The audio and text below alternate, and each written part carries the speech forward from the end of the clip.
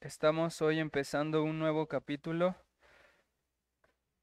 y a la luz de lo que hemos visto hasta ahora, podemos decir que a grandes rasgos hemos estudiado de los capítulos 1 al 6 de nuestras confesiones, hemos estudiado los fundamentos del pacto de Dios y a partir del capítulo 7 hemos estado estudiando el pacto como tal. Que nos lleva a conocer la manera de llegar a la salvación. Y, y a la luz de lo que hemos visto hasta ahora, en lo que respecta a la naturaleza asombrosa de Dios y la condición pecaminosa del hombre, es necesario que abordemos un tema que es de suma importancia, porque a pesar de que ya hemos visto nociones de este tema cuando tratamos los capítulos acerca de la soberanía de Dios o de los decretos y la providencia, es necesario tocar de manera más particular el tema de la voluntad del hombre, o como nuestras confesiones lo dicen, el libre albedrío. Pues muchas veces a la luz de las doctrinas que antes hemos aprendido, es posible llegar a conclusiones equivocadas, tales como el llamado determinismo o el fatalismo. Es decir, por ejemplo, el determinismo es una doctrina filosófica que sostiene que todos los acontecimientos, en especial las acciones humanas, están determinados por una cadena de sucesos anteriores. O en otras palabras, el determinismo implica que no es posible que una persona hubiera podido actuar o decidir de manera diferente a cómo lo hace. Que ya todas sus decisiones, todos sus actos ya están determinados por una fuerza superior o por el Creador. Y también a la luz de la doctrina del decreto de Dios, es muy fácil equivocarnos en concluir que el hombre pues no tiene determinación propia, porque ya hemos dicho que Dios desde antes de la fundación del mundo, Él tenía todo decretado. Y podemos llegar a pensar o se puede llegar a concluir que en ese sentido la voluntad del hombre no existe, porque Dios tiene todo determinado desde antes. Así que un determinista, por ejemplo, podría concluir que el hombre es como una especie de robot que está programado para comportarse como de una manera que está previamente determinada por el Ser Supremo y que no es libre para tomar decisiones propias. Y en ese sentido el fatalismo es muy parecido porque es la creencia de que los acontecimientos están determinados por causas independientes de la voluntad humana, como fuerzas sobrenaturales, leyes naturales, el ambiente o las experiencias del pasado. En pocas palabras, eso es lo que nos lleva a estudiar este tema, porque la pregunta importante aquí sería si Dios es el creador y el orquestador de todo, ¿el hombre tiene voluntad propia o simplemente está destinado o forzado a actuar según la voluntad de su creador? Eso es lo que estamos estudiando aquí hoy. Ese es el tema que ocupa nuestro tiempo de esta tarde. Así que estamos entrando a un capítulo que podría llegar a ser bastante complicado si entramos a los detalles teológicos y filosóficos del tema. Y seguramente aquí va a haber más dudas que respuestas. Y aquí les pido que seamos muy pacientes y también muy ordenados al momento de hacer las preguntas. Posiblemente algunas de las preguntas que tengamos ahorita, van a ser contestadas en los próximos capítulos. Y si no fuera así, pues con orden y con paciencia vamos a tratar de responderlas. Porque en estos momentos también tenemos que tener presente que la intención de nuestro estudio no es profundizar en la confesión en cada aspecto que está implícito en nuestra confesión, sino exponer de la manera más sencilla posible lo que afirma la confesión, cómo está estructurada y qué es lo que afirma, para que podamos entenderla y tal vez posiblemente en el futuro tengamos la capacidad y el tiempo de volver a estudiar tema por tema de manera más profunda. Así que vamos a enfocarnos hoy vamos a entrar hoy al capítulo 9 y quisiera solamente que tuvieran ustedes un panorama, un esquema de cómo está estructurado nuestro capítulo para que después podamos estudiar el contenido del párrafo 1. Así que nuestro capítulo 1 en el párrafo 1 nos va a dar una definición de la voluntad del hombre. El primer capítulo es para definir términos, a qué nos referimos cuando hablamos de la voluntad del hombre o del libre albedrío. El segundo párrafo es, es una explicación del libre albedrío en el estado de inocencia. El párrafo 3 nos va a dar una explicación del libre albedrío en el estado de pecado. Y el párrafo 4 nos va a dar una explicación del libre albedrío en el estado de gracia. Y el último párrafo es el libre albedrío en el estado de gloria. ¿Se dan cuenta cómo está estructurado nuestro capítulo? Primero se define de qué estamos hablando. Luego se dice eso de lo que estamos hablando en los diferentes estados del hombre, porque eso cambia dependiendo del estado en el que se encuentra el hombre, ya sea en el estado de inocencia en el que estaba Adán antes de la caída, el estado después en el que está el hombre en la caída, y también el libre albedrío cuando una persona es regenerada o está en el estado de gracia, finalmente ese libre albedrío cuando esa persona está glorificada. Así que, en pocas palabras, eso es lo que aborda nuestra confesión. El tema, en este capítulo, el tema es la libertad de la voluntad humana en los diferentes estados del hombre. Así que vamos a leer juntos nuestro párrafo 1, que dice así, en el capítulo 9, párrafo 1, Dios ha dotado la voluntad del hombre de una libertad natural y de poder para actuar por elección propia, que no es forzada ni determinada a hacer bien o mal por ninguna necesidad de la naturaleza. Quiero que escuchen una traducción distinta de cómo está escrito en inglés, para que tal vez esto nos pueda ayudar a entenderlo todavía más claro. Dice, una traducción un poco más literal sería, Dios ha dotado a la voluntad del hombre de tal libertad natural y poder de elección que no está forzada ni determinada por ninguna necesidad de la naturaleza a hacer el bien o hacer el mal. Eso es lo que estamos tratando aquí. Estamos tratando de definir cómo es la voluntad del hombre o cómo opera la voluntad del hombre en este sentido. En esencia, la confesión está dando por hecho que el hombre tiene una voluntad y que la naturaleza de la voluntad humana, a diferencia, bueno, más bien, que el hombre tiene voluntad a diferencia de lo que dicen los deterministas o los fatalistas.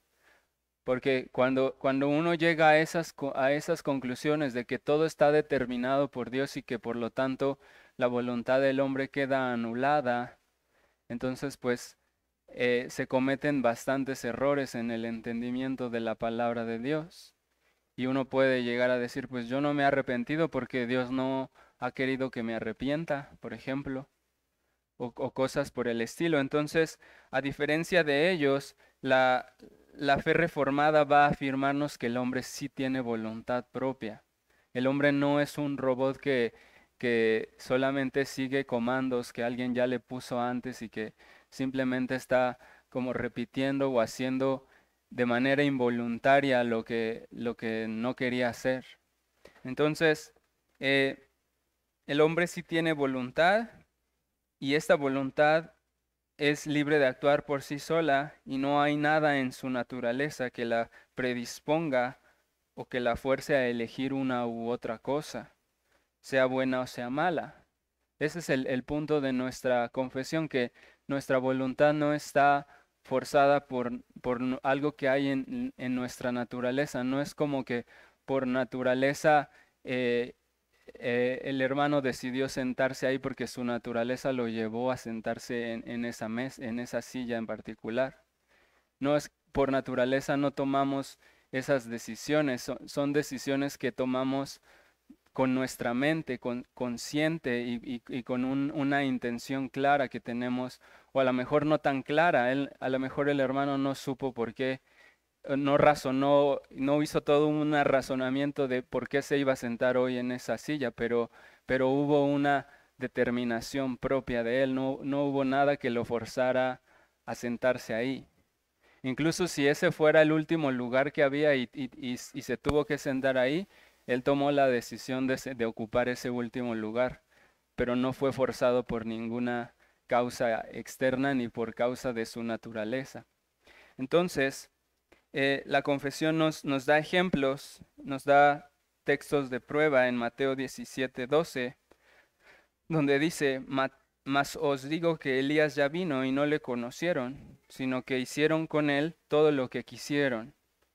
Así también el Hijo del Hombre padecerá de ellos. También nos da Santiago 1:14, donde dice, esto está en nuestra confesión, en las...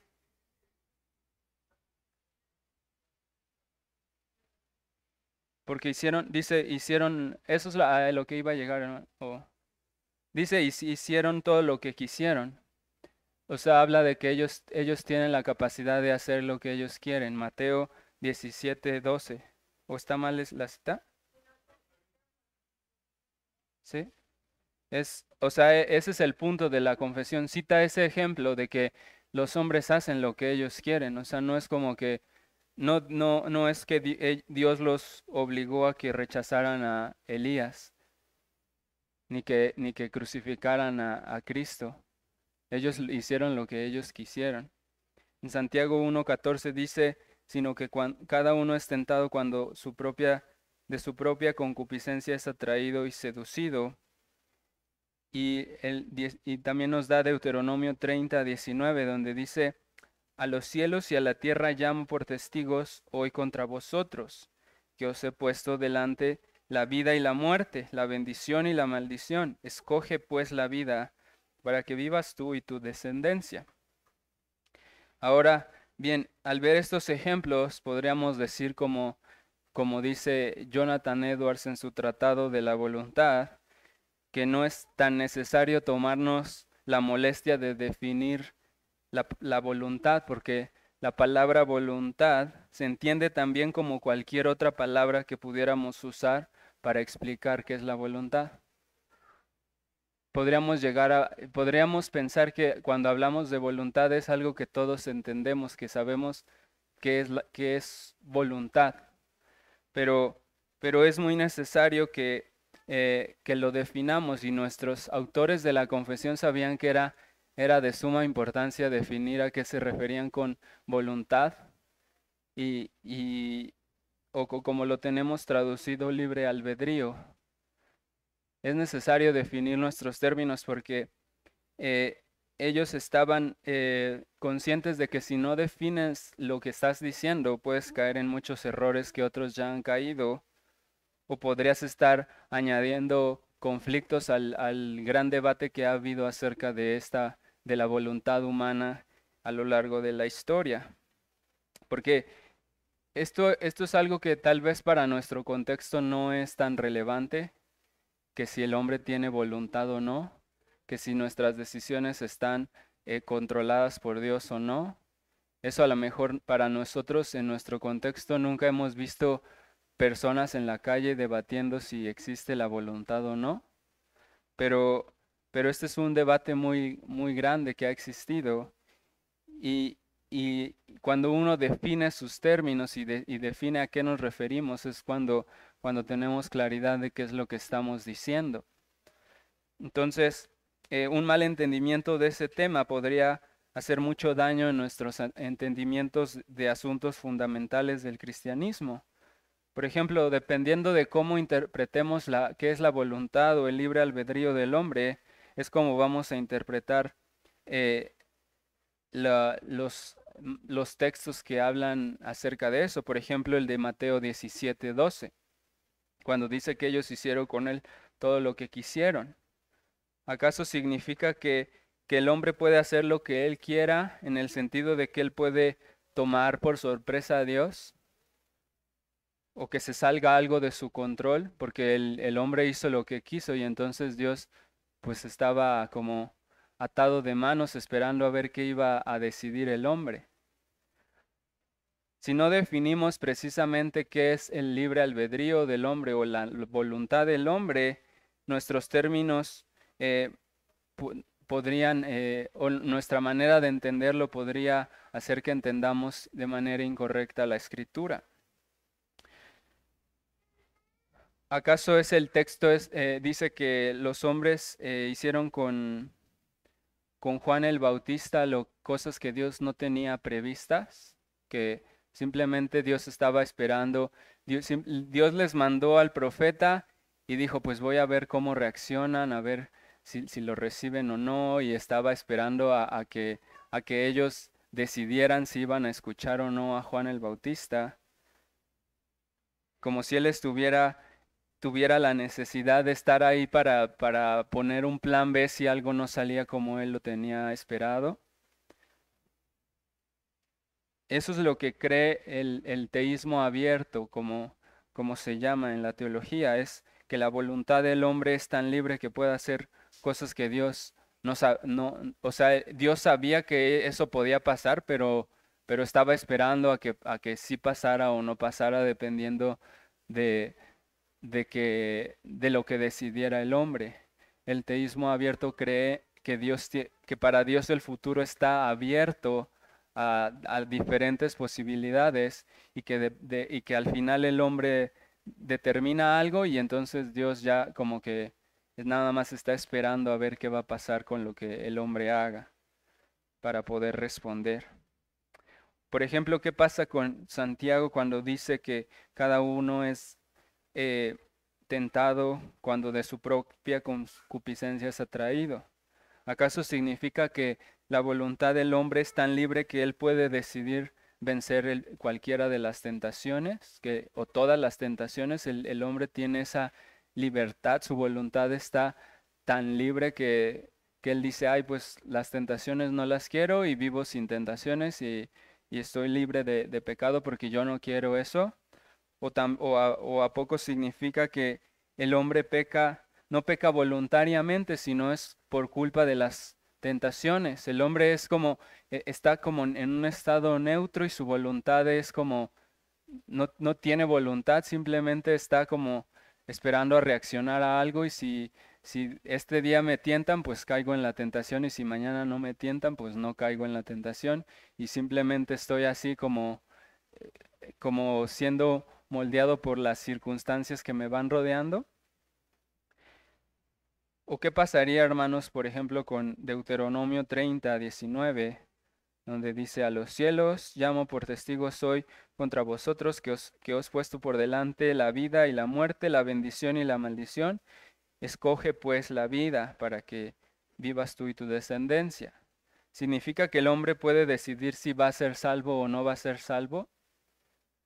Ahí es donde quiero que vean que podríamos seguir citando varios ejemplos de diferentes errores doctrinales que surgen porque no entendemos a qué nos referimos con la voluntad del hombre, cuál es su naturaleza, cuáles son sus habilidades, cuáles son sus límites. Y de ahí surgen muchísimos errores de entender de manera incorrecta la voluntad del hombre. Espero que con eso se puedan dar cuenta de por qué es tan complicado y tan complejo este tema y de por qué es necesario estudiarlo, porque a menos que tengamos un entendimiento sólido de qué es la voluntad y cómo opera, nosotros no vamos a tener un entendimiento claro de doctrinas fundamentales como el arrepentimiento y la salvación, porque muchas veces yo crecí en ese contexto en el que yo veía ese texto de Deuteronomio y decía, pues yo tengo que tomar mi decisión. y yo debo decidir ser salvo, porque si no, me voy a perder y cosas como esas sin entender claramente todo el contexto de las escrituras y cuál era mi responsabilidad ahí, cuál era la soberanía de Dios ahí. Entonces, eh, nuestro párrafo nos está introduciendo a la definición de la libertad de la voluntad del hombre. Y en los párrafos que siguen nos va a ayudar a entender cómo interpretamos esos textos que hemos citado. Nos va a ayudar a ver cómo el hombre está en diferentes estados en su existencia y qué es lo que implica el hecho de que el hombre sea un agente moral libre bajo la soberanía de Dios. Porque nosotros afirmamos eso, que el hombre es moralmente, tiene agencia, tiene capacidad de actuar por sí mismo libremente, no es forzado por nada ni por nadie. Y al mismo tiempo Dios es soberano. Y las dos cosas, aunque parecieran incompatibles, no lo son. O sea, en pocas palabras, lo que aprendemos en este párrafo es que a pesar de que Dios es soberano, el hombre tiene una autodeterminación. O sea, él determina por sí mismo lo que va a decidir, no está determinada las cosas antes por Dios. Tiene una voluntad propia y sus decisiones no están predeterminadas por Dios y Dios tampoco toma decisiones por el hombre. El hombre es el que toma las decisiones. ¿Se imaginan qué pasaría si afirmáramos que Dios es el que toma las decisiones por nosotros? Estaríamos haciendo a Dios culpable de nuestros pecados cuando decimos yo decidí matar porque pues Dios ya lo tenía orquestado desde antes, entonces Él es el culpable. Yo maté porque Él quería que yo matara. Eso sería un grave error. Entonces, eh, el punto aquí es que esto no es incompatible. Hablar de la soberanía de Dios y de los decretos de Dios y al mismo tiempo hablar de la libertad de la voluntad del hombre, eso no es incompatible, siempre y cuando podamos definir a qué nos referimos cuando decimos que la voluntad del hombre es libre. Porque si lo decimos así y lo dejamos al aire para que cada quien interprete a qué nos referimos con que yo tengo libre albedrío, pues entonces cada quien va a tomar sus propias conclusiones y va a llegar a conclusiones que cada quien, eh, de acuerdo a lo que cada quien entienda o cómo lo defina. Entonces, si no entendiéramos eso, estaríamos, por ejemplo, lo que les decía de haciendo a Dios responsable de nuestros actos, y en ese sentido no habría ningún carácter moral en nuestras decisiones. Y no habría manera de que, por ejemplo, de que Dios nos culpara por haber tomado una mala decisión, por haber hecho algo que no teníamos que hacer. ¿Cómo podría Dios culparnos de hacer algo que, pues al final nosotros no lo hicimos porque estábamos programados para hacerlo? Si se dan cuenta, no habría manera de que Dios nos llamara culpables, que nos acusara de haber cometido algo, porque si no había voluntad, si no había una intención de parte mía, Dios no podría haber juzgado eso como un pecado. ¿Sí queda claro eso, hermanos? Entonces, cuando la confesión dice, Dios ha dotado la voluntad del hombre de una libertad natural y de poder para actuar por elección propia, que no es forzada ni determinada a hacer bien o mal por ninguna necesidad de la naturaleza, lo que nos está aclarando por un lado es que Dios es el que nos ha dado esa libertad humana, y por otro lado que el hombre es el único responsable de lo que elige, de lo que hace, y no hay inconsistencia en eso. Eh, Cuando nos referimos, ¿cómo es que decimos que no hay inconsistencia en esto? Cuando nos referimos a la capacidad del hombre para elegir libremente sin ser forzado por Dios, estamos explicando eso, que Dios nos ha capacitado para elegir, que Él nos ha dado esta libertad para elegir, pero no es que esta libertad sea independiente de su voluntad o independiente de lo que Él ha decretado. Él mismo nos ha dado esta capacidad de elegir y esa capacidad de elegir está debajo de su soberanía, está gobernada por su soberanía y no puede escaparse ni puede tomar por sorpresa a Dios. Y dice la confesión aclara que no somos forzados ni estamos determinados a hacer algo ni por Dios ni por factores externos. Porque incluso piensen en esto, cuando el diablo nos tienta, cuando el diablo tienta a un hombre y el hombre peca, ¿quién es el responsable del acto? El hombre. El hombre pecó por su propia voluntad. Su voluntad sí pudo ser, tal vez pudo ser estimulada por la tentación, pudo ser de alguna manera influenciado por el diablo, pero al final el acto cometido de quién fue, del hombre, no fue el diablo, no, el diablo no determinó eso, el diablo no tomó la decisión por esa persona de hacer lo que hizo. Entonces a eso nos referimos cuando estamos hablando de la libertad de la voluntad del hombre, que es, o sea, es libre por sí misma de hacer lo que ella decide. La voluntad es la que decide hacerlo. Eso es a lo que estamos refiriéndonos con la voluntad del hombre. De manera que cuando definimos así el libre albedrío no queda lugar para el error de creer que la voluntad del hombre tiene tanta libertad como para elegir cosas que Dios no espera o no contaba con que eso fuera a pasar. Sabía que Dios, algunos dicen, pues Dios sabe que podría pasar esto y aquello, pero está esperando a ver qué va a pasar al final. Entonces, el futuro para Dios no está por definirse, Él sabe todo lo que va a pasar y Él ha decretado todo lo que va a pasar y aún dentro de todo eso el hombre tiene libertad para actuar por sí mismo, no está forzado por Dios a hacer nada. Porque cuando entendemos mal esta definición del libre albedrío, seguramente están muchos familiarizados con esta expresión de hombres que dicen, Dios es un caballero.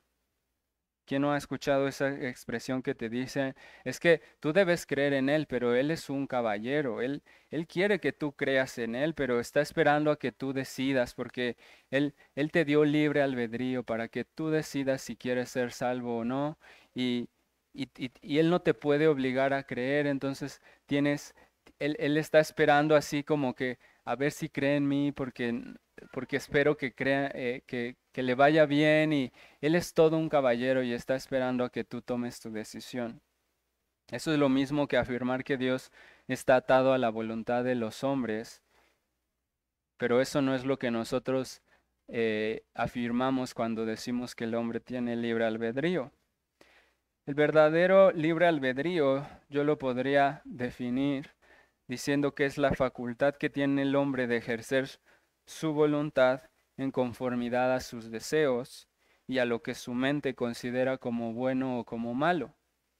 El hombre, el hombre sí tiene una libertad en su voluntad y esa voluntad es en conformidad a lo que él desea y a lo que su mente reconoce y aprueba. Siempre está implícita la mente en las decisiones que tomamos. Cuando yo decido sentarme en esa silla o comprar ese libro o hacer cualquier cosa, mi mente lo está de alguna manera aprobando. Y aun cuando yo decido no hacer algo y rechazar algo, mi mente tiene algo que ver ahí. Mi mente está informándose de qué es lo que a mí más me conviene y yo soy movido a tomar la decisión por la inclinación más fuerte que hay en mi corazón en ese momento. Y entonces ahí es donde está la complejidad de nuestro tema. Vamos a ver que esta voluntad eh, y estos deseos no siempre son iguales para el hombre. Los deseos de los hombres son cambiantes. Hoy puedo tener un gran deseo de estudiar una cosa y mañana ya no. Y entonces mi voluntad va a estar así cambiando en ese sentido, dependiendo de cuál sea mis deseos en ese momento y las inclinaciones, los estímulos, los contextos y muchas otras cosas. Entonces vamos a ver que estos deseos y estas inclinaciones van a ser distintas en el hombre dependiendo de cuál sea su estado. Dependiendo, por ejemplo, una cosa es hablar del libre albedrío que tenía Adán antes de la caída y una cosa muy distinta es hablar del libre albedrío que tiene el hombre después de haber caído. Y también una cosa distinta es hablar del libre albedrío que tiene un hombre que sigue teniendo remanente de pecado, pero que ha sido regenerado y ha sido salvado por Dios. Y otra cosa va a ser hablar del libre albedrío que tendremos cuando estemos en la gloria.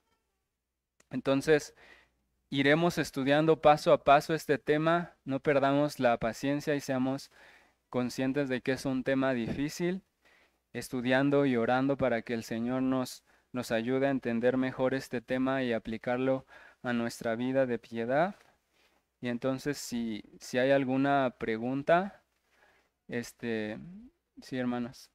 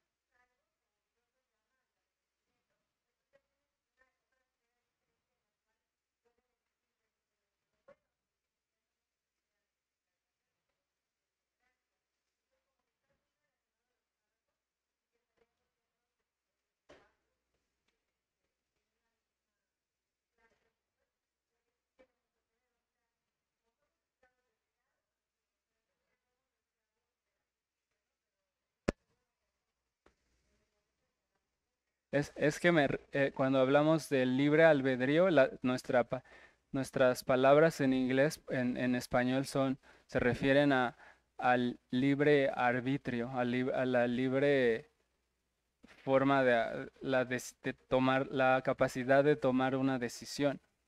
O sea, eso no se pierde.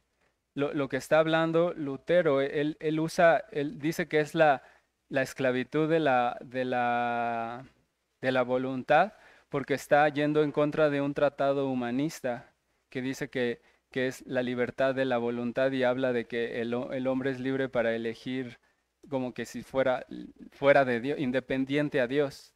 Y Lutero dice, no es cierto. El hombre, lo que trata de explicar Lutero es que el hombre es de alguna manera es esclavo por causa de su naturaleza caída, pero sigue teniendo libertad para elegir. Ajá, pero, ajá, y ese es el punto de nuestro estudio, que el libre albedrío es esa capacidad de elegir, de elegir, o sea, yo elegí pecar. Si yo pequé, es porque yo lo elegí. No porque el diablo me aventó a hacerlo y pues yo sin voluntad o espontánea. ¿Perdón?